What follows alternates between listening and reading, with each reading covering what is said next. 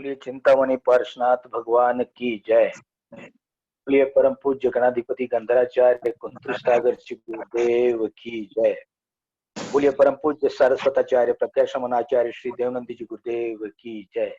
बोलिए नमोकार तीर्थ वाले बाबा की जय। आइए पुनः आज के समोषण में आप सबका मैं बहुत बहुत स्वागत अभिनंदन साधुवाद करता हूँ।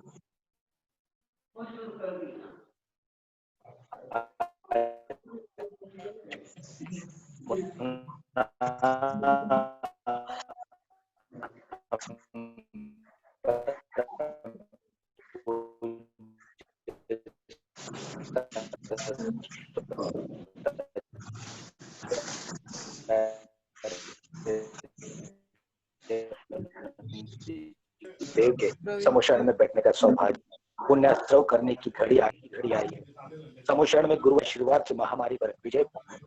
अतः मैं पुनः एक बार हमें स्व के शोधन पर लगातार हमें हीन भावना कालाकुट जहर है, चिंता दुर्गुण है।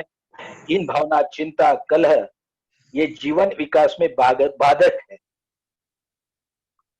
सोच सम्यक करो, प्रभु भक्ति गुरु भक्ति करो। जो सज्जन साधु भक्ति करता है वह प्रसन्नता का जीवन जीता है। ऐसा कहा जाता है पानी से तन शोधन होता है तो पानी से आत्मशोधन होता है।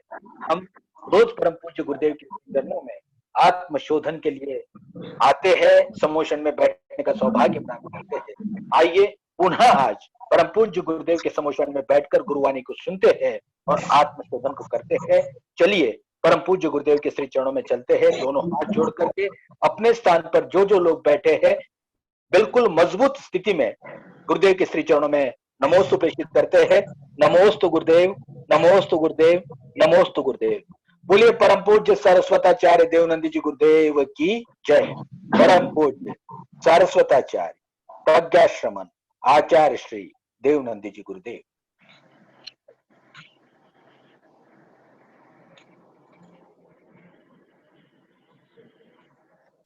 ओम नमः पार्श्वनाथाय विश्वचिंतामणियुते ह्रीं विरुच्या पद्मावते युतायुते शांति तुष्टे महापुष्टे दीप्ति कीर्ति विद्यापिते ओम दिव्याल वेतालय सर्वाधिव्याधिनाशनम जयाजिताख्या विजयाख्या पराजित्यान्विता दिशापाले गृच्छे विद्या देवी रन्विता ओम अस्या उषा नमस्त्रलोकनाथताम् चतुष्षष्टि सुरेन्द्रास्ते भासन्ते छत्रचामनि श्री चिंतामणि पार्श्वनाथाय प्रणतु तरुकल्प चूर दुष्ट व्रातम पूरमे वांछितम नाथ उवसग्गरं पासं वन्दामि कम गणमुक्कम विसर्विसन्नासं मंगल कल्याण आवासम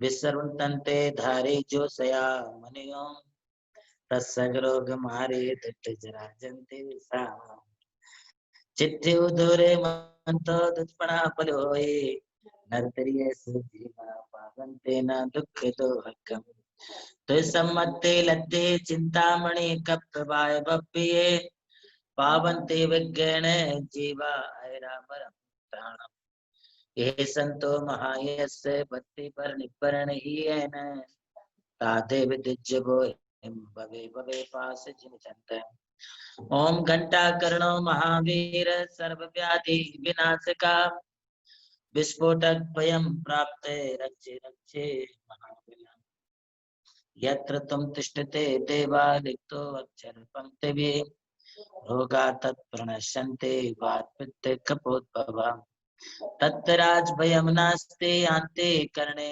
जपाचयम् साकिने भूत बेताला राक्षसा प्रवन्ति ना काले मरणं तस्य न च सर्पेण दश्यति अग्नि चोर भयं नास्ति ह्रीं घंटा कर्णे नमोस्तुते ता ता ता स्वाहा चंद्र प्रभु प्रभातेशं चंद्रशेखर चंद्रनं चंद्रं लाक्ष्म्याकं चंद्रं बीज नमोस्तुते ओम ह्रीम हरम श्री चंद्र प्रभु श्री ह्रीम कुरु कुरु स्वाहा। इष्ट सिद्धि महारिद्धि तुष्टि पुष्टि कुरु मम। द्वादश सहस्त्र जपतो वांछितात फल प्रदा। महतम त्रिसंध्यम जपता सर्वाधि व्याधि नाशनम। सुरा सुरेंद्र सहिता श्री पांडवांद्र पिष्टता।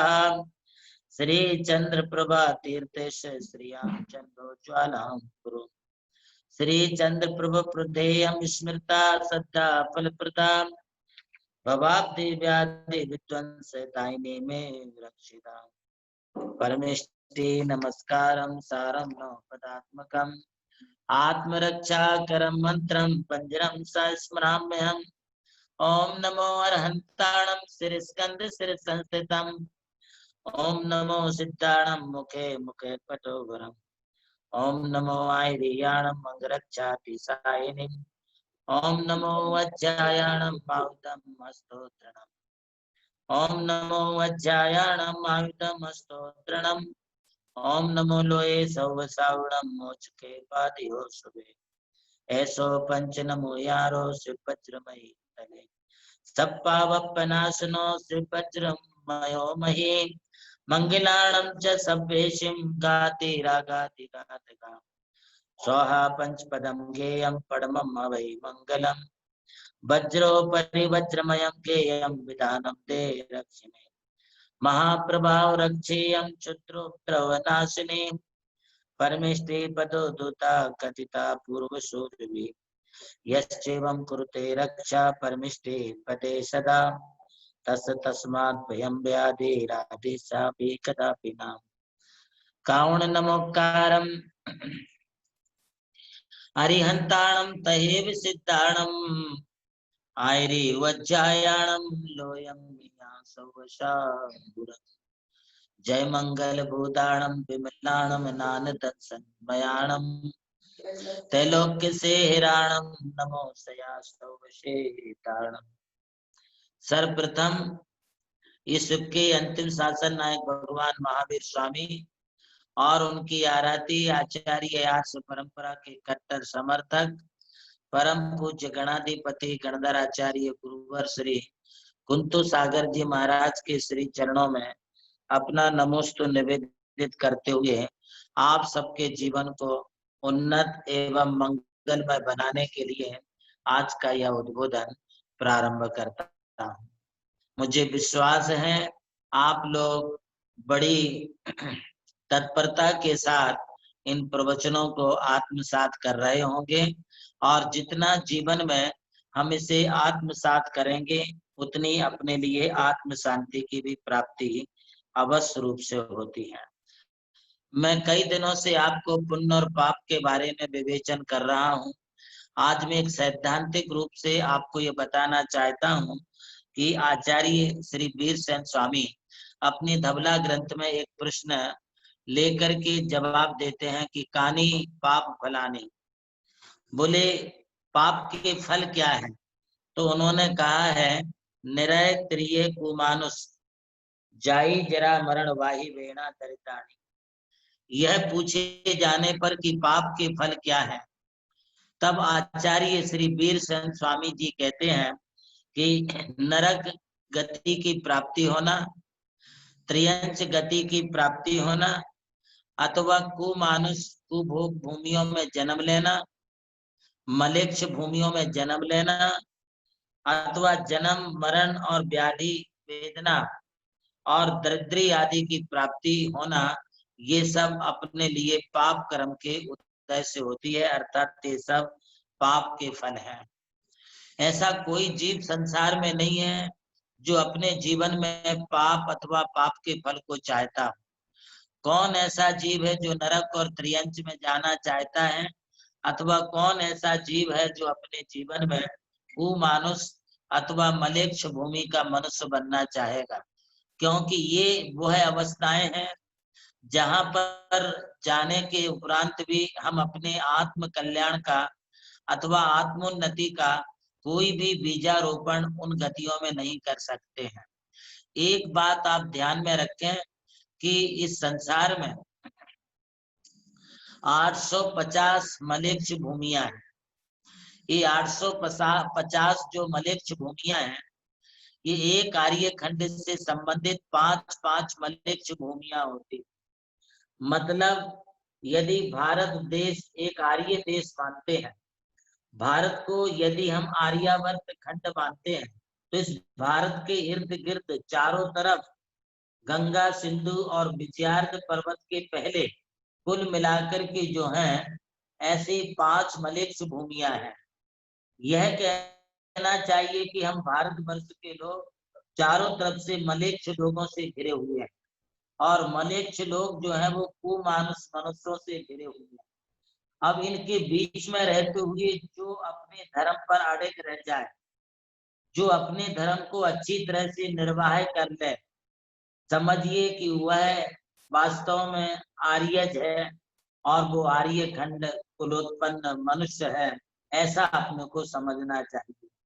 यदि कोई मनुष्य नरक और त्रियंच गति में चला जाता है, तो वहां अब हमारे लिए अपने जीवन को सुधारने के बहुत कम चांस रह जाते हैं। हम नरक और त्रियंच गति में जाकर के कर्मों का फल तो भोग सकते हैं, किंतु कर्मों का बंधन काट नहीं सकते। नरकों में जाकर के कर्मों के फल को भोग तो सकते हैं, किंतु कर्मों के बंधन को काट नहीं सकते। संसार में 1 इंद्रिय, 2 इंद्रिय, 3 इंद्रिय, चतुरिंद्रिय और पंचेंद्रिय पर्यंत, असंगी पंचेंद्रिय पर्यंत तक के जो जीव हैं, वे अपने जीवन में मात्र कर्म और कर्म फल चेतना को भोगते हैं। मात्र वे कर्मों का फल भोगते हैं, वे अपने कर्मों के बंधन को काट नहीं सकते, क्योंकि कर्म के बंधन को काटने वाली अवस्था वहां पर नहीं है। इतना अवश्य ध्यान रखें कि कोई भी मलेच्छ मनुष्य अपने जीवन में धर्म को नहीं अपना सकता है, सम्यक दर्शन को प्राप्त नहीं कर सकता है। वो किंचित मात्र भी, कोई भी छोटा से छोटा भी अनुव्रत अथवा अपने जीवन में किंचित मात्र भी व्रतों का वो पालन नहीं कर सकता है। इसलिए तो उसे है मलेच्छ मनुष्य कहते हैं। यदि दुनिया में कोई सबसे बड़ा अभिशाप है, यदि दुनिया में सबसे बड़ा कोई श्राप है, यदि दुनिया में कोई सबसे बड़ा बदकिस्मती और बददुआ लेने वाला कोई मनुष्य है, तो वह मलेच्छ मनुष्य है। क्योंकि मलेच्छ मनुष्य के लिए मलेच्छ भूमि में रहते हुए कभी भी किसी भी प्रकार से किंचित मात्र भी धर्म करने का अथवा पुण्य करने का अथवा शुभ विचार करने का अथवा अपने जीवन को सुधारने का किंचित मात्र भी कहीं से भी किसी भी रूप में उसके लिए कोई भी चांस नहीं रहते हैं। इसलिए उनको मलेच्छ कहते हैं। जिनकी भाषा भी मलेच्छ होती है, जिनका रहन सहन मलेच्छ होता है, जिनका खान पीन भी मलेच्छ, मलेच्छ का मतलब अत्यंत तुच्छ होता है, अर्थात जिनके लिए धर्म कर्म से कोई लेना देना नहीं है, जहां पर ना कोई भाई बहन के रिश्ते होते हैं, ना कोई माता पिता के रिश्ते होते हैं, ना जहां पर किसी प्रकार से कोई पारिवारिक या कोई सामाजिक रिश्ते होते हैं, वह भूमि और वहां के रहने वाले लोग वे मलेच्छ नाम से जाने जाते हैं। मलेच्छ का मतलब ही होता है धर्म कर्म बहिर्भूता इति मलेच्छा। धर्म और कर्म से जो बहिर्भूत होते हैं उनके लिए मलेच्छ कहते हैं। ऐसे मलेच्छ मनुष्यों के लिए कई भी किसी भी प्रकार से जो है वो किंचित मात्र भी जो है धर्म करने के कोई चांस नहीं रहते हैं। इसलिए पाप का यदि सबसे तीव्र उदय कोई है, पाप कर्म का यदि सबसे कोई तीव्र फल भोग रहा है, तो वे मलेच्छ मनुष्य भोगते हैं। इसलिए वीर सेनाचार्य को अपनी धवला में, धवला जी शास्त्र में यह बताना पड़ा और लिखना पड़ा कि कानी पाप फलानी, पाप के फल कौन से हैं। तो उन्होंने सबसे पहले कह दिया कि मलेच्छों में जन्म होना, अर्थात मलेच्छ बनना अथवा मलेच्छ भूमि में जन्म लेना। ये कितनी दुर्दैव वाली अवस्था है, कितनी दुर्दैव वाली अवस्था है कि कहने को तो मनुष्य है, किंतु जहाँ जात पात का भेदभाव नहीं है, जहाँ माँ बेटी बहनों की कोई इज्जत नहीं है, जहाँ अपनों का कोई नहीं है, जहाँ पर रोटी बेटी के व्यवहार किंचित मात्र भी अच्छे नहीं होते हैं, जहाँ पर किसी भी प्रकार से लोगों के चारित्रिक विकास अथवा सदाचार और नैतिकता का कोई बीजारोपण नहीं होता है, ऐसी भूमि और ऐसी भूमि के मनुष्य मलेच्छ नाम से जाने जाते हैं। इसलिए यह ध्यान रखें कि हमारी गणना पापियों में नहीं है, हमारी गणना पापी लोगों में नहीं है, हमारी गणना पाप के भूमियों में नहीं है।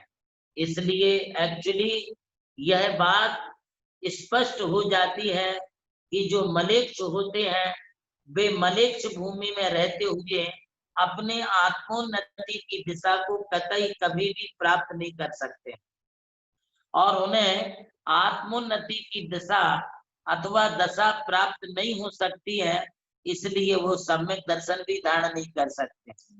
जरा सोचें, कदाचित त्र्यंच गति का जीव तो सम्यक दर्शन धारण कर सकता है, कदाचित ढोर पशु जानवर तो सम्यक दर्शन धारण कर सकते हैं, अणुव्रत भी ले सकते हैं, किंतु ये मलेच्छ और कुमानुषों से तात्पर्य है जहाँ के मनुष्य निरंतर एक पांव के होते हैं, सारा शरीर मनुष्य का होता है, किंतु जिनका चेहरा और जिनकी मुखाकृति जो पशुओं के आकार की होती है, वे सब के सब कुमानुष कहलाते हैं। ये कुमानुष कुभोग भूमियों में पाए जाते हैं।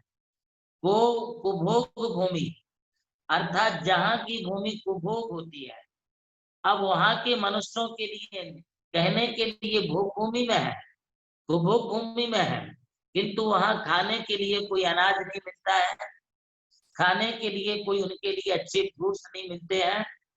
हाँ, एक बात है कि कुमानुष कुभोग भूमि में जो जन्म लेते हैं, वे लोग वहां जन्म लेकर के वहां की मीठी मिट्टी और मीठी मीठी घास खा करके अपना जीवन व्यतीत करते हैं। ये पाप का फल वहां भी भोगा जाता है। ये जो कुभोग भूमियां हैं, ये मलेच्छ खंडों से लगी हुई और लवण समुद्र के भीतर है। अपना जो जम्बू द्वीप है, इस जम्बू द्वीप को घेर करके लवण समुद्र है, और लवण समुद्र के भीतर भीतरी भाग में तटीय प्रदेशों में कुछ कुछ कुभोग भूमियां हैं। वे 24 जम्बू द्वीप के बाहरी भाग में हैं, और कुछ जो 24 कुभोग भूमियां हैं वो लवण समुद्र के उस तट की तरफ है। ऐसी 48 कुभोग भूमियां तो हमारे नजदीक में है, जहां पर कुमानुष रहते हैं, और 48 ही कुभोग भूमियां जो हैं वो धाकी खंड द्वीप को घेर करके एक कालोदधी समुद्र है। उस कालोदधी समुद्र के चारों तरफ 48 है, ऐसी टोटल मिलाकर के मात्र 96 कुभोग भूमियां हैं। इन कुभोग भूमियों में जो कुपात्र को दान देते हैं अथवा बिना सोचे समझे जो दान देते हैं, जैसे मुझे किसी ने एक दिन पूछा था कि यदि हम अपना रक्त दान दें अथवा देह दान करें, नेत्र दान करें, तो इससे क्या फल मिलेगा। आज आप समझ लीजिए कि इससे ऐसा दान जो होता है ये कुदान है, और इस कुदान से कुभोग भूमि की प्राप्ति होती है, सुदान नहीं है। इस प्रकार के दान करने का हमारे शास्त्रों में कहीं भी उल्लेख नहीं है। जो कुदान करते हैं, देह दान करते हैं, रक्त दान करते हैं, इनसे उसकी सदगति नहीं हो सकती है। एक और बात समझ लीजिए, कुपात्रों को दान देना, जिनके जीवन में सम्यक दर्शन ना हो और कुपात्र हो, कुलिंगी साधु हो, कुमत का प्रचार करने वाले हो, यदि ऐसे कुलिंगी कुमत का प्रचार करने वाले कुतापसियों के लिए यदि कोई दान आदि करता है तो उसके भी दुष्प्रभाव से उसे जो है नरक गति में उत्पन्न होना पड़ता है। वो नरक गति में जाकर के जन्म धारण करता है।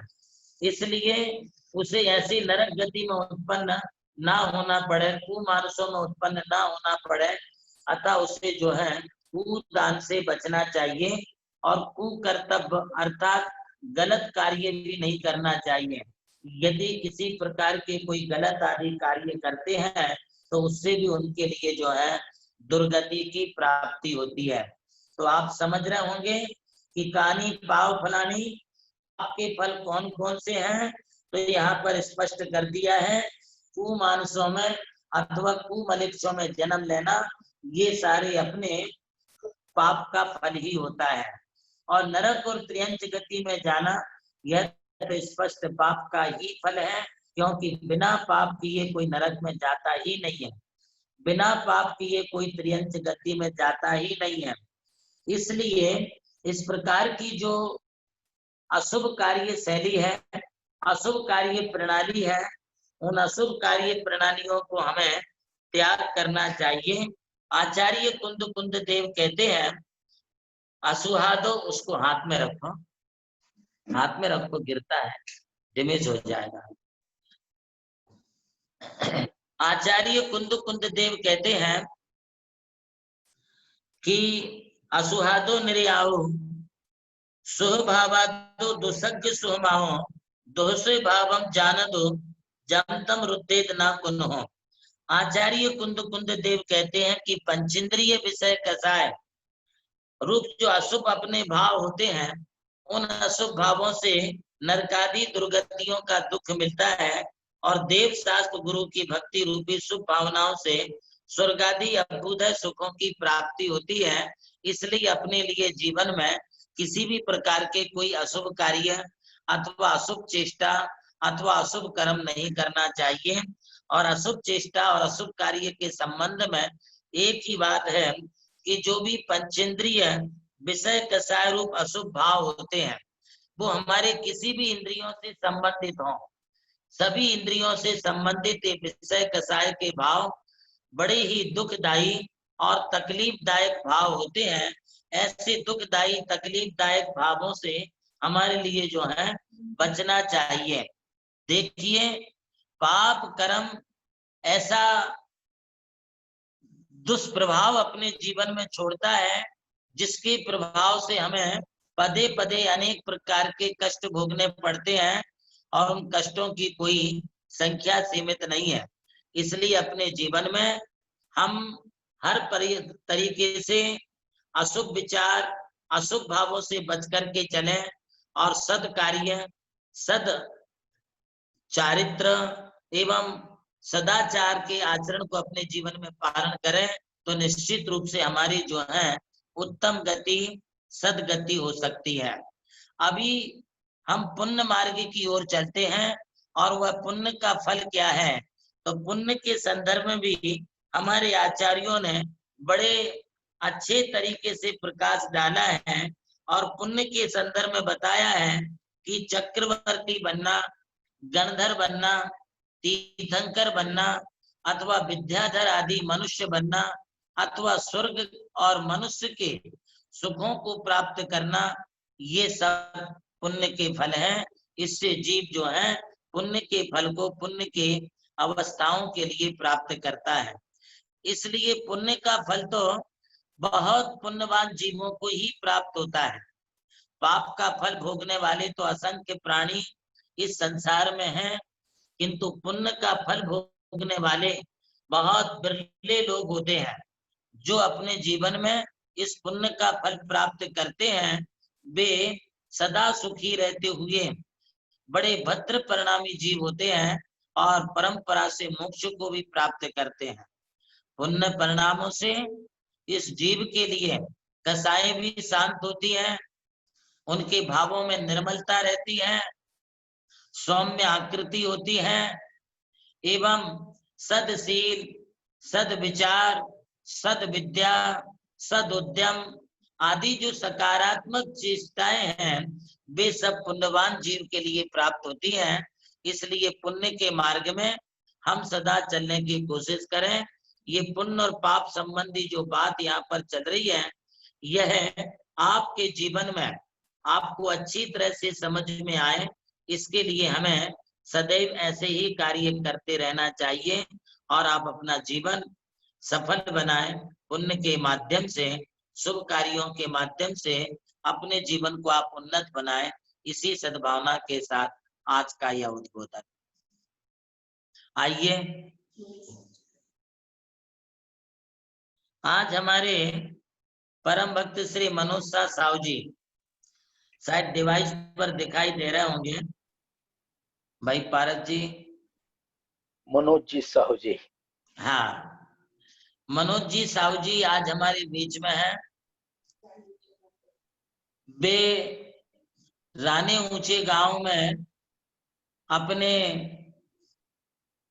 मंदिर में विराजमान मूर्तियों के दर्शन हमारे लिए करा रहे हैं। आज वे अपने पैतृक जन्म स्थले रानी ऊंचे गांव में हैं और ये वहां का मंदिर है, वहां का चैत्यालय भूमि है, जो हमारे मनोज जी साहू जी ने इसका जीर्णोद्धार करा करके बड़ी सुंदर वेदी बनाई है। आज मनोज जी साहू जी का जन्मदिन भी है और इस जन्मदिन के संदर्भ में मैं बताना चाहूंगा कि मनोज जी साहू जी एक युवा कर्मठ कार्यकर्ता है और अच्छे कर्मठ कार्यकर्ता होने के नाते वे औरंगाबाद श्री क्षेत्र कचनेर जी, जटवाड़ा जी और नमोकार तीर्थ पर बहुत अच्छे तरीके से जुड़े हुए हैं। सदैव सामाजिक कार्यों में अभिरुचि लेते हैं और दान धर्म आदि कार्य में सदैव अग्रसर रहते हैं। हमेशा दान आदि की क्रिया को करते रहते हैं। वे एक जुझारू व्यक्ति हैं। उन्होंने जो अपने जीवन में व्यापार आदि में सफलता प्राप्त की है, यही वजह है कि उनकी सरलता और उनकी उदारता और उनकी दानवीरता के कारण वे आज इस मुकाम पर पहुंचे हैं और उनके लिए जो है यशस्वी और जीवन में बड़ी सफलता उन्होंने प्राप्त की है। बड़े सरल परिणामी है, छोटे बड़े सभी के साथ मिलकर के रहना, हर एक व्यक्ति को बड़े आदर पूर्वक, सम्मान पूर्वक उनको गौरव का स्थान देना, ये उनकी बड़ी विशेषता है। साधुओं की सेवा शुश्रूषा करना एवं त्यागियों के लिए आहार आदि कराना, ये बहुत अच्छे तरीके से हमारे मनोज शाह साहू जी बड़े अच्छे तरीके से करते हैं। आज पूरे कुटुंब परिवार के साथ वे रानी ऊंचे गांव में विराजमान हैं। पूरा परिवार उनका वहां पर दिखलाई पड़ रहा है। लगता है कि आज मनोज शाह साहू जी ने अपना पूरा परिवार आज रानी ऊंचे गांव में एकत्रित किया है। वाह वाह वाह, कितनी बड़ी पूरी समाज है या पूरा परिवार है। लगता है ये पूरा उनका परिवार ही है, पूरा कुटुंब ही है। मुझे तो मालूम ही नहीं था कि इतना बड़ा परिवार है। आज हम पहली बार इतना बड़ा परिवार देख करके मुझे बड़ी प्रसन्नता हो रही है। उन्होंने सभी लोगों के हित के बारे में सोचा है। उन्होंने अपने भाइयों के बारे में, चचेरे भाइयों के बारे में, मामा हो, भांजे हो, कोई भी हो, सबके लिए जो है सन्मार्ग पर भी लगाया है और अच्छे व्यापार में भी उनके लिए लगाया है। इसलिए और खास तौर से मैं बताऊं कि आज नमोकार तीर्थ पर भी वो अपना मुक्त हस्त से दान देते रहते हैं। और जब 2014 का पहला चातुर्मास श्री क्षेत्र नमोकार तीर्थ पर हुआ, तब हमारे मनोज जी साहू जी ने प्रथम कलश जो चातुर्मास का होता है वह स्थापित करके चातुर्मास कराने का, पहला चातुर्मास कराने का श्रेय भी हमारे मनोज शाह साहू जी ने प्राप्त किया है। मैं ऐसे मनोज शाह साहू जी के लिए, मनोज शाह दुलीचंद शाह साहू जी, इनके लिए और इनके परिवार के लिए बहुत बहुत आशीर्वाद प्रदान करता हूँ।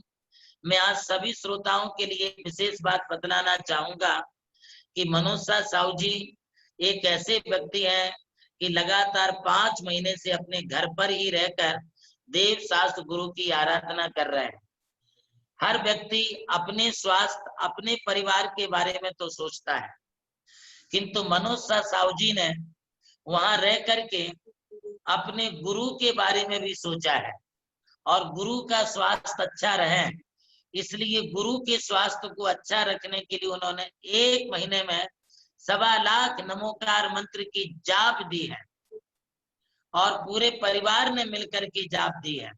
इसलिए मैं उनके लिए और भी अधिक बधाई के साथ, शुभकामनाओं के साथ उनके लिए मैं आशीर्वाद प्रदान करता हूं। आप जियो हजारों साल, साल के दिन हो 50,000, ये भावना व्यक्त करते हुए मैं मनोज शाह साहू जी के लिए अपना बहुत आशीर्वाद प्रदान करता हूँ। गुरुदेव वो तो कहते हैं कि देवनंदी निवास में मैं रहता हूँ, ये घर मुझे देवनंदी जी ने रहने के लिए दिया है, वे जब भी आदेश देंगे तब इस घर से बाहर निकल जाऊंगा। और गुरुदेव आज रानी ऊंचे गांव में जाने का उनका एक खास कारण रहा है, शायद आपको याद हो नहीं हो, याद तो होगा, इसमें कोई दो राय नहीं। आप जिंतूर से विहार करते हुए, श्रवण बेलगोला से आप निकले थे, जिंतूर से विहार करते हुए आप औरंगाबाद की तरफ चले थे, नमोकार तीर्थ की तरफ आपका विहार हो रहा था, तो आपके दर्शन के लिए जिंतूर तक आए।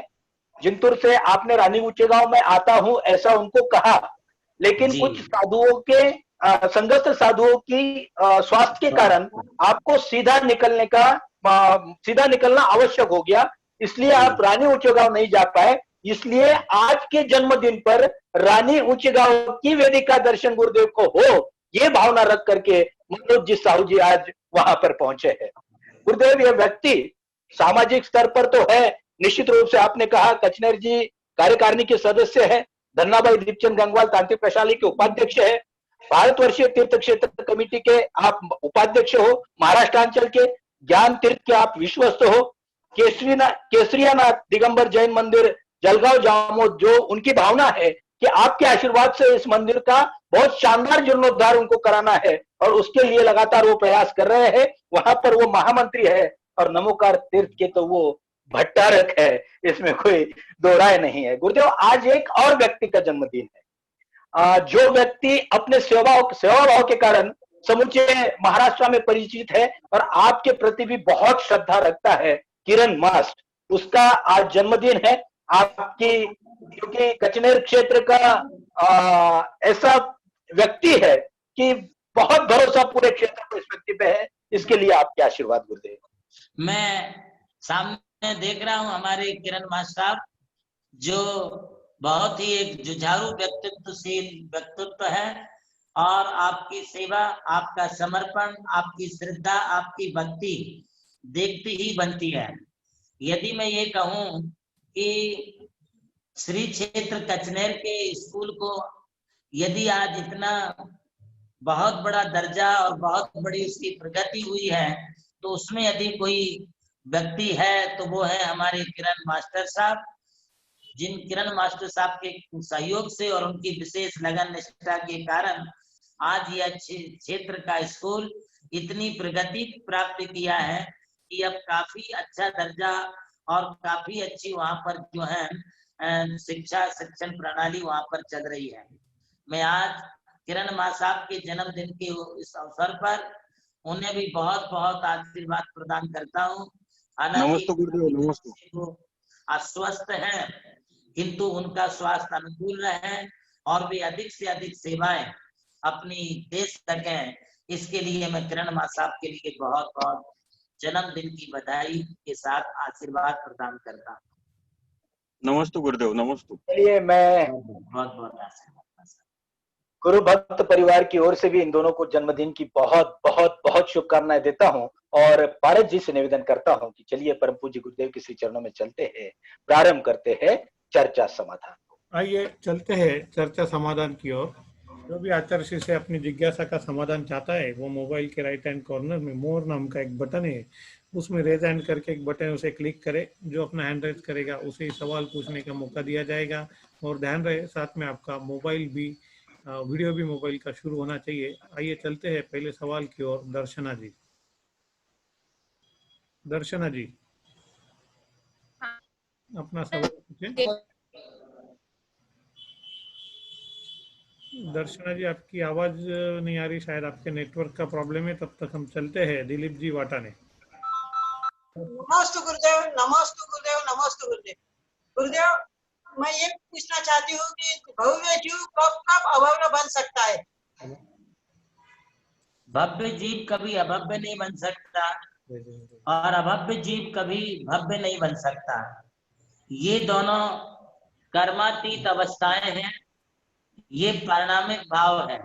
मेरा नंबर जो जीव भव्य है वह भव्य रहेगा, कालांतर में कभी ना कभी वह सम्यक दर्शन को प्राप्त करके मोक्ष प्राप्त कर सकेगा।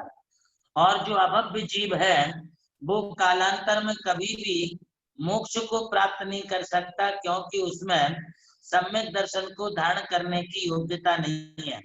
इसलिए भव्य भव्य ही रहेगा, अभव्य अभव्य ही रहेगा। कोई भव्य अभव्य अथवा कोई अभव्य भव्य नहीं हो सकता है। अगला प्रश्न।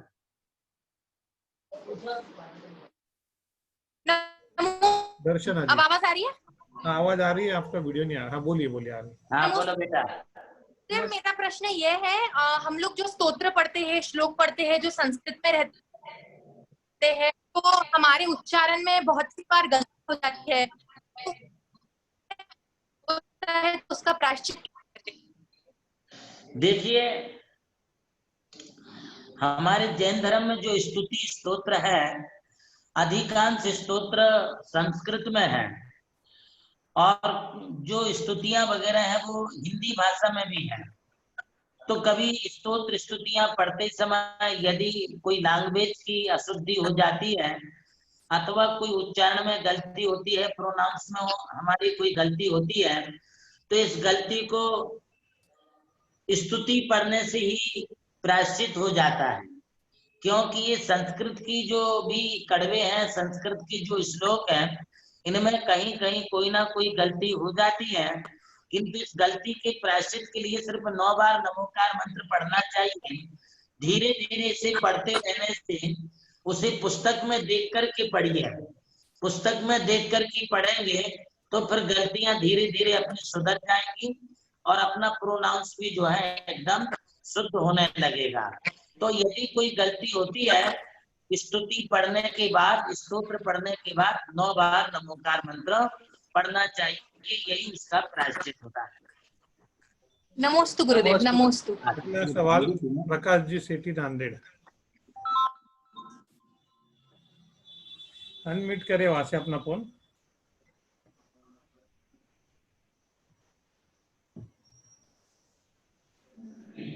नमस्ते महाराज जी, नमस्ते।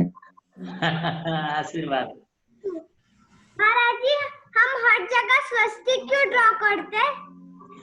बेटा, स्वस्तिक बहुत मंगल होता है, स्वस्तिक बहुत अच्छा माना जाता है। इसलिए जब पूजन की थाली में जिसमें द्रव्य चढ़ाते हैं वहां भी हम स्वस्तिक बनाते हैं। यदि अपने घर में हम वास्तु शुद्धि करते हैं, घर में रहने जाते हैं, तो वहां भी हम स्वस्तिक बनाते हैं। दुकान में भी स्वस्तिक बनाना चाहिए। और हमारे एक शास्त्र में लिखा है, जो लोग व्यापारी लोग हैं, जहाँ व्यापार करते हैं उस गादी के नीचे भी स्वस्तिक बना दें और फिर गादी बिछाए, तो उनकी दुकान में भी अच्छी तरह से भरभराटे से दुकान चलती है। इसलिए स्वस्तिक बहुत मंगल माना जाता है, इसलिए स्वस्तिक को बनाया जाता है। अगला सवाल शोभाजी ठोले। शोभाजी ठोले, आइए चलते हैं हम। शोभाजी ठोले, अगला सवाल नमस्ते गुरुदेव, नमस्ते। बोलिए। हाँ बोलिए। आवाज आ रही महाराज जी? आ रही है, बोलिए। आ रही। महाराज जी, चंदन छठ का क्या मतलब है? उपास करते थे। अभी कल चंदन षष्ठी है। हाँ, तो क्या? एक्चुअली ये चंदन षष्ठी अपने जीवन में हुई गलतियों के प्रायश्चित के लिए होती है। जो महिलाएं, बहनें, बेटियां, बहुएं किसी कारण से अशुद्धि में हो जाती हैं और अशुद्धि में होने के बाद उन्हें मालूम नहीं पड़ पाता है, और यदि कदाचित कोई धार्मिक किताब शास्त्र वगैरह छू जाए, माला वगैरह छू जाए, कोई अशुद्धि में कोई अपने से ऐसी कोई घटना हो जाए, तो उसके प्रायश्चित के रूप में ये चंदन षष्ठी का व्रत किया जाता है। इस चंदन षष्ठी के व्रत करने से अपने जीवन का शुभ जो है कर्म वो शुभ में परिवर्तित होता है, अपने पापों से अपने लिए छुटकारा मिलता है, अपने जीवन में जो भी नैतिक गलतियां हुई हैं जाने अनजाने में, उन गलतियों का प्रायश्चित ये चंदन षष्ठी के व्रत करने से होता है। और यह चंदन षष्ठी का व्रत तब करना चाहिए जब महिलाओं की मासिक अशुद्धि बंद हो जाए, फिर उसके बाद जो है ये चंदन षष्ठी व्रत करना चाहिए। और ये अपना भादो बदी षष्ठी मतलब कल का दिन है, ये कल के दिन आप इस व्रत को प्रारंभ कर सकते हैं। अगला प्रश्न। अगला सवाल विपिन जी जैन। विपिन जी बोलिए, बोलिए विपिन जी। बोलिए विपिन जी बोलिए। नमोस्तु गुरुदेव, बारंबार नमोस्तु। नमोस्तु गुरुदेव। विगत समय अपन ने कुछ लोगों से लॉकडाउन के टाइम पे ये बोला था कि अभी मंदिर मत जाए, तो इसमें हमारा कौन सा कर्म का बंध होता है? हाँ देखिए, यदि हमने व्यवस्था की दृष्टि से बोला है तब तो कोई दोष वाली बात नहीं है, क्योंकि हम और आप कोई मंदिर बंद नहीं करवा रहे हैं। मंदिर बंद करवाने वाली हमारी भारत सरकार है, ये सारा दोष भारत सरकार को जाएगा, अपने लिए कोई दोष नहीं लगेगा। हम लोग तो सिर्फ एक व्यवस्था की दृष्टि से ऐसा बोल दिए हैं, और फिर भी यदि ऐसा लगता है कि कोरोना के काल में आप मंदिर मत जाओ ऐसा बोले हैं, तो थोड़ा बहुत तो कर्म बंद होगा। इस कर्म बंद से छूटने के लिए आगे जब भी लॉकडाउन खुल जाए और सरकार की छूट मिल जाए, तब अपन मंदिर जाना शुरू कर देना, और फिर पब्लिक को, जन समाज को बोल देना कि अब आप सब मंदिर जाइए, मंदिर जाइए। ऐसा अपन इस कर्म बंद से नमस्ते महाराज जी। आशीर्वाद। महाराज जी हाँ बोलिए सर। कारण भी चल रहा है, इसमें तीर्थंकर प्रकृति का है बंद होने का कारण है, तो आप इसका हम चाहते कि आपके मुख से किस तरीके से 16 तीर्थंकर प्रकृति का बंद होता है? देखिए बहुत बड़ा प्रश्न है। 16 कारण गुण करे हरे चतुर्गतिवास, तो ये अपने लिए जो है 16 कारण का जो व्रत है चतुर्गतियों के निवारण के लिए किया जाता है, अपने कर्मों को नष्ट करने के लिए किया जाता है, तीर्थंकर प्रकृति के आश्रय और बंधे के लिए किया जाता है। यह तीर्थंकर प्रकृति का आश्रय केवली श्रुत केवली के पाद मूल में ही होता है। अभी तीर्थंकर केवली का बंध यहाँ इस पंचम काल में भरत क्षेत्र में अभी नहीं है, क्योंकि यहाँ पर कोई साक्षात केवली श्रुत केवली विराजमान नहीं है, इसलिए यहाँ हम सिर्फ भावना भा सकते हैं, भावना कर सकते हैं। किंतु तीर्थंकर प्रकृति का आश्रय और बंध वाली बात अभी यहाँ पर नहीं है, ये विधि क्षेत्र में हो सकता है, भरत क्षेत्र में अभी यहाँ पर जो है वो नहीं होगा। और इसके प्रवचन के बारे में जहां तक है तो थोड़ा लंबा समय लगेगा, क्योंकि ये 16 कारण भावनाएं हैं, इन्हें हम जितना विस्तार से बोलेंगे तभी वो आपको ये समझ में आएगा। इसलिए अनुकूलता होगी वैसा आपको ये बताऊंगा। वैसे आज 16 कारण भावना की 5वीं भावना है, कल 6वीं भावना चलेगी। अगला प्रश्न।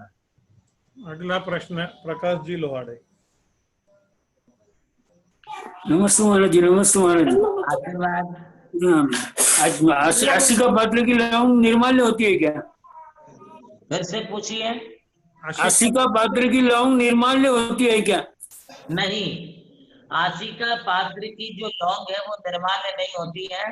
आशिका पात्र की आशिका अपन ले सकते हैं और उसे शेषाक्षत समझ करके हम अपने श्रावकों पर, परिवारजनों पर, मित्रजनों पर उस लौंग को सिर पर उनके छीपण कर सकते हैं, अथवा उसे हम किसी रूप में जो है कोई औषधि आदि के निमित्त से उसे हम सेवन भी कर सकते हैं, अथवा उसे हम जो है जहाँ अपना द्रव्य रखते हैं वहां भी हम उसे स्थापित कर सकते हैं।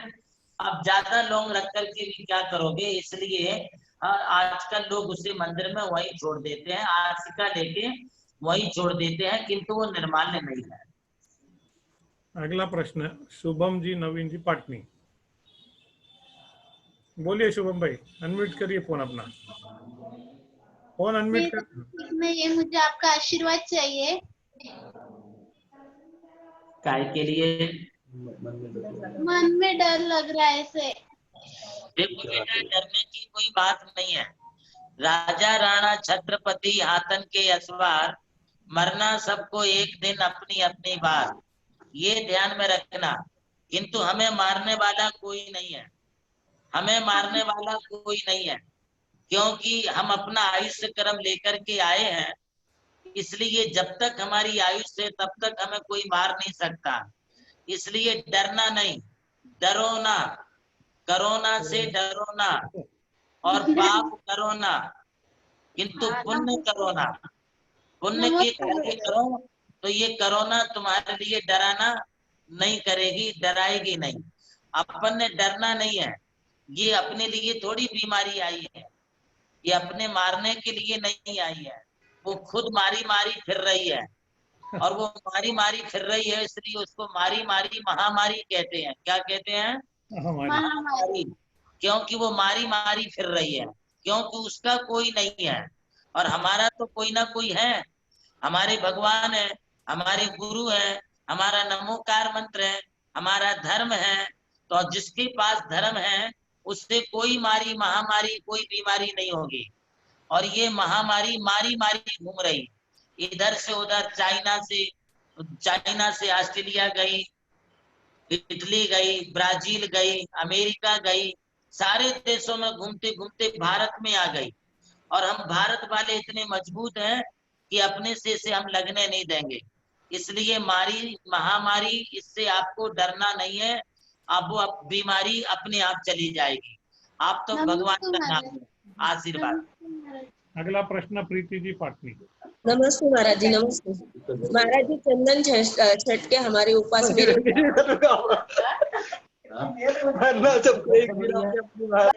हेलो, हाँ बोलो।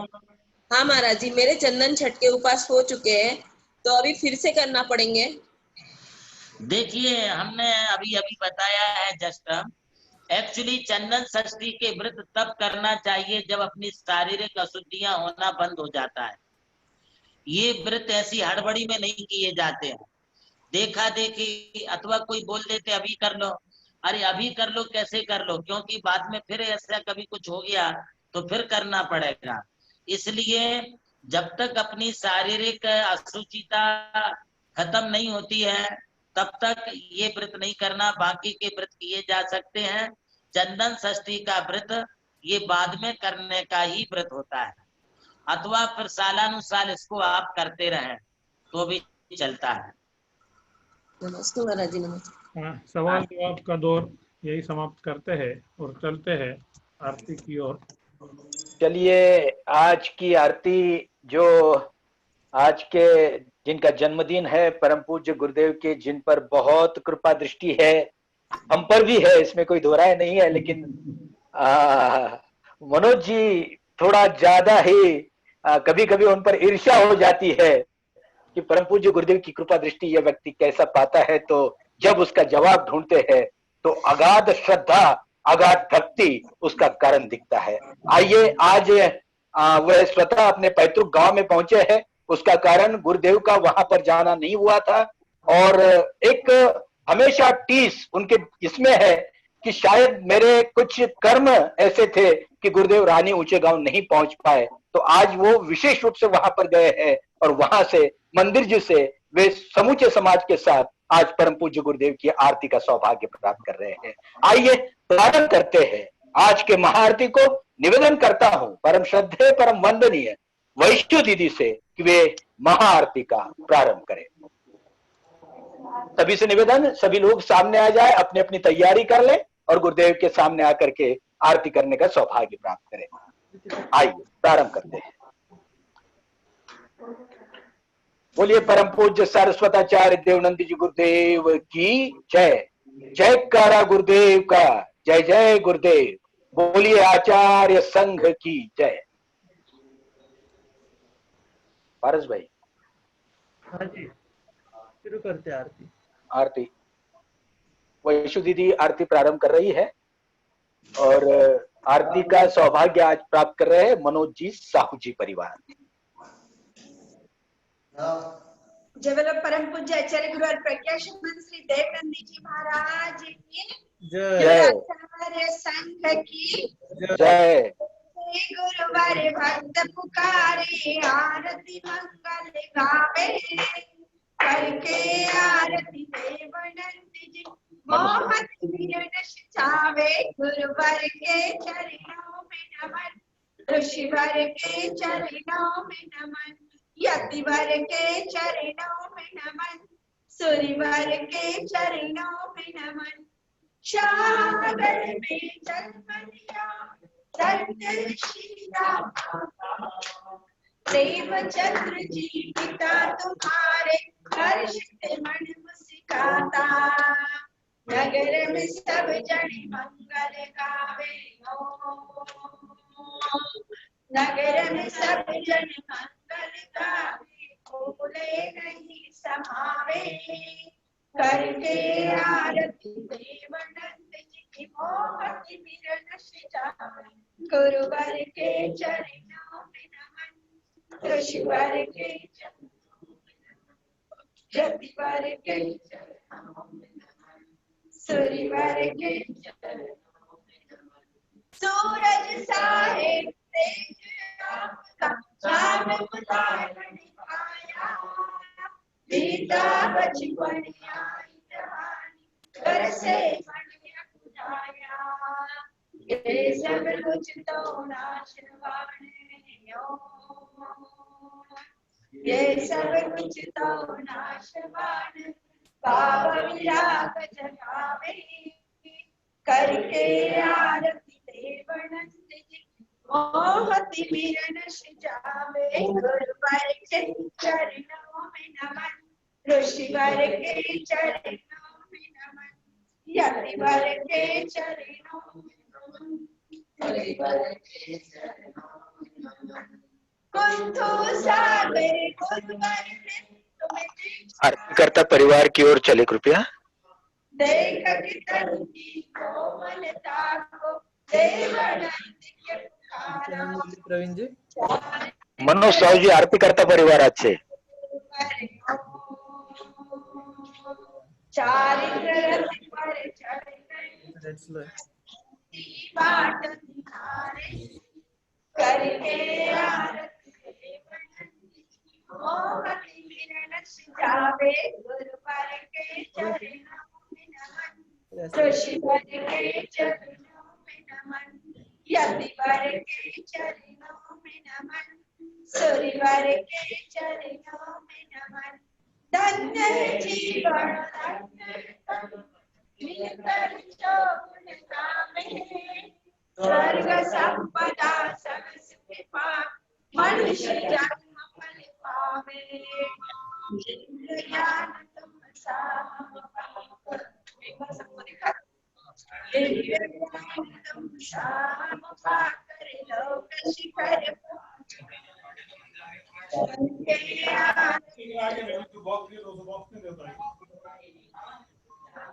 गुरुवर के चरणों में नमन, ऋषिवर के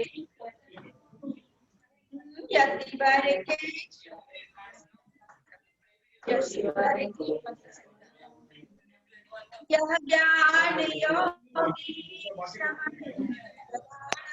हम आरतीकर्ता परिवारकडे चल। आनंदरूपं सुखभाजनं च तं देवनन्दिं प्रणमामि नित्यं, तं देवनन्दिं प्रणमामि नित्यं। जय बोलो परम पूज्य आचार्य गुरु और प्रज्ञा शमन श्री देवनंदी जी महाराज की जय। जय बोलो आचार्य संघ की जय। जयकारा गुरुदेव का। नमस्ते नमस्ते नमोस्तु गुरुदेव। आइए चलते हैं परम पूज्य गुरु जी। मनोज साहु जी के लिए 2 शब्द बोलेंगे। जी जी जी जी जी, क्या बात है, क्या बात है। आइए वैशु दीदी से निवेदन है, आज तो मनोज साहु जी बिल्कुल बाग बाग हो जाएंगे, कोई बात ही नहीं है। आइए वैशु दीदी। आज हमारे नमोकार तीर्थ के भट्टारक मनोज भैया का, मनोज साहु जी का जन्म दिवस है। उनके लिए जन्मदिन की बहुत बहुत बधाई और शुभकामना देते इतना ही कहना चाहूंगी कि गुलाब की हर कली खुशबू दे आपको, गुलाब की हर कली खुशबू दे आपको, सूरज की हर किरण रोशनी दे आपको, सूरज की हर किरण रोशनी दे आपको। हम तो कुछ देने के काबिल नहीं, आचार्य देवनंदी महाराज जी लंबी उम्र दे आपको, आचार्य देवनंदी महाराज जी लंबी उम्र दे आपको। इतना कहकर मैं पुनः एक बार मनोज भैया को, क्योंकि यह गुरु की बहुत सेवा करते हैं, भक्ति करते हैं, इनका गुरु के प्रति पूरा पूरा समर्पण है और इन्होंने आज गुरु के स्वास्थ्य के लिए 1.25 लाख मंत्रों का जाप करके आज ही यह मंत्र का जाप पूरा किया है। ऐसे ही सभी गुरु भक्तों से मैं कहना चाहूंगी कि अपने गुरु का स्वास्थ्य ठीक रहे, कोरोना से सारा संघ अपना अच्छा सा रहे। इसलिए सभी भक्तों ने कुछ ना कुछ मंत्रों का जाप करते हुए मनोज भैया से यह अपना पाठ लेना चाहिए कि अपन ने भी अपने गुरु के स्वास्थ्य के लिए कुछ ना कुछ करना चाहिए। आज पुनः एक बार मैं मनोज साहु जी के लिए जन्मदिन की बहुत बहुत बधाई देना चाहूंगी और इतना कहकर अपने 2 शब्दों को विराम दूंगी। जय बोले परम पूज्य आचार्य गुरु प्रज्ञानंद श्री देवनंद जी महाराज की। बिल्कुल सही, गुरु भक्ति की अनोखी मिसाल है। बार बार दिल ये गाए, बार बार दिल ये आए, बार बार दिल ये गाए, तुम जियो हजारों साल है मेरी आरज़ू। Happy birthday to you, happy birthday to you, happy birthday to you Manoj भैया। जी हाँ, मनोज जी साहू जी गुरु भक्ति की अनोखी मिसाल जिन्हें कहा जाएगा। आइए परम पूज्य गुरुदेव के चरणों में चलते हैं और निवेदन करते हैं, हे स्वामी आज का महामंगलिक हमें प्रदान कर इस जीवन जीने के मार्ग सफलतापूर्वक जीने का मार्ग बताए। महामंगल के साथ ओम नमो हरिहंताणम, ओम नमो श्री सिद्धाणम, ओम नमो आयरियाणम, ओम नमो वज्रायाणम, ओम नमो लोये शौवशाहुरम, ओम ह्रीं हरम नमो रंताणम, नमो जिनाणम, ज्रोम ज्रोम नमः स्वाहा। रिद्धि मंत्र पूजन भक्ति प्रसादात। अपना अपना नाम ले लें सभी। चतुसंगानाम समस्त श्रावक श्राविकाणाम सर्व कोरोना वायरस निवारणम भवतु। विशुचका जुरादि रोग विनाशनम भवतु। ओम ह्रीं हरम नमो ओहि जिनाणम शिरोरोग विनाशनम भवतु। ओम ह्रीं हरम नमो परमोहि जिनाणम नासिका रोग विनाशनम भवतु। ओम ह्रीं हरम नमो सब्बोहि जिनाणम अक्षिरोग विनाशनम भवतु। ओम ह्रीं हरम नमो अनंतो हि जिनाणम कर्ण रोग विनाशनम भवतु। ओम ह्रीं हरम नमो कोट बुद्धिणम मम आत्मज्ञानम भवतु। ओम ह्रीं हरम नमो बीज बुद्धिणम मम विवेक ज्ञानम भवतु।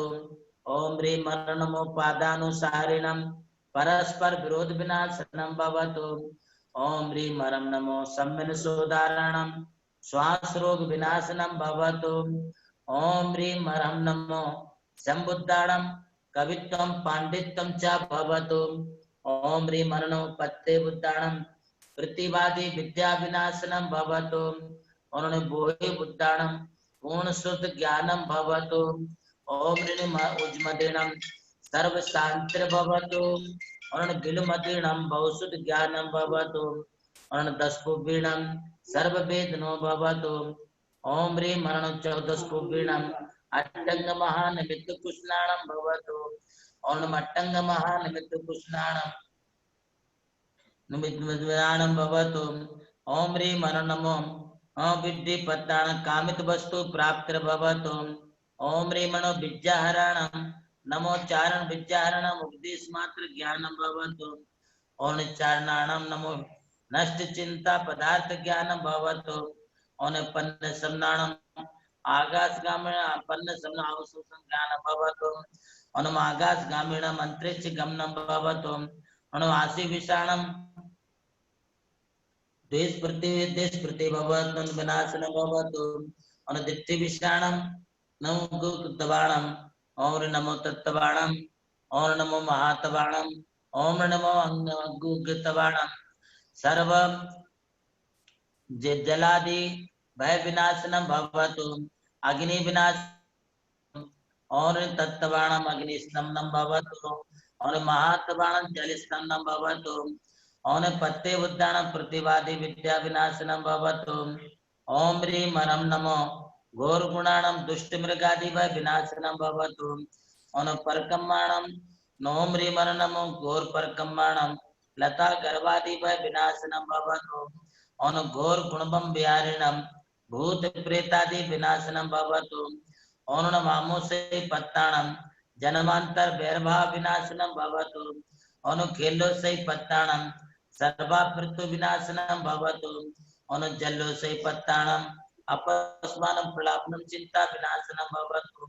और विप्पो से पत्ताणम गजमारी विनाशनम भवतु। और विप्पो से पत्ताणम गजमारी विनाशनम भवतु। और सब्बो से पत्ताणम मनो समरूप सर्व विनाशनम भवतु। ओम ह्रीं मरम नमो मन बलिनम ओम ह्रीं सब्बो से पत्ताणम मनो समरूप सर्व विनाशनम भवतु।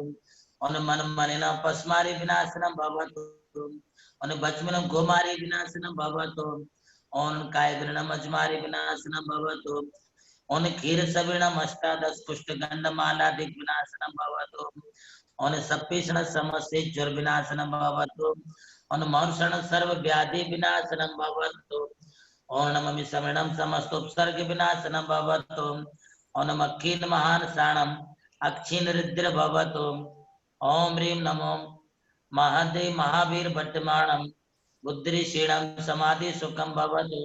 और सिद्धाजनानम सर्वकार्य सिद्ध भवतु।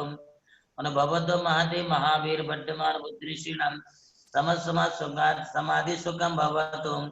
ओम ह्रीं सर्व सिद्ध भवतु तुष्टिर भवतु सिद्ध भवतु शांतिर भवतु तुष्टि पुष्टिश्च भवतु धनदान समित्र भवतु रत्नत्रय प्राप्तिर भवतु कोरोना महावायरस व्याधि विनाशनम भवतु। सर्वे जनाः सुखिनः भवन्तु कल्याणमस्तु कमलाभिमुखी सदास्तु दीर्घायुरस्तु कुलगोत्र समृद्धिरस्तु आरोग्यमस्तु मतार्थ फलाप्तिरस्तु भद्रम तवास्तु जिन पुण्य भक्तिरस्तु प्रदस्तु गाति कर्मणा केवल ज्ञान भास्करा कुर्वन्तु जगता शांतिं विश्वादा जिनेश्वरा शांति निरंतर तपो भावितानां शांति कसाय जय जमृत वैभवानां शांति स्वभावमय मानवागतानां आशीर्वाद सभी के लिए बहुत बहुत बहुत बहुत आशीर्वाद। चलिए परम पूज्य सारस्वताचार्य देवनंद जी गुरुदेव